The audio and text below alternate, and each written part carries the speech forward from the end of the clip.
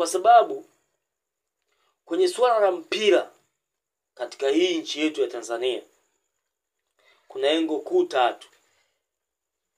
Engo ya kwanza ni kushinda, na engo ya pili ni kusare, na engo ya 3 ni kufungwa.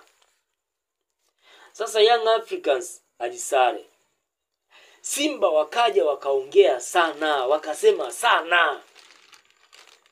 Sasa Yanga wao wakasema ngoja tukusubiri kesho, kwa kuwa unacheza na Namungo, na Namungo ni mtu na baba yake mdogo. Nikajiuliza kwa nini wanasema ni mtu na baba yake mdogo?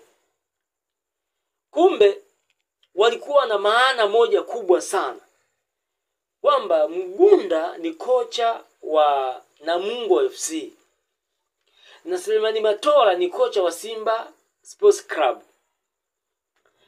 Sasa Selemani Matola na Mgunda wamekaa sehemu moja, wanashirikiana, wanaelezana kwenye mbinu wafanye nini ili washinde kwenye timu, kwenye baadhi ya mechi ambazo Simba alikuwa anacheza, ikiwa kocha ni kocha mkuu ni Mgunda, msaidizi ni Selemani Matola.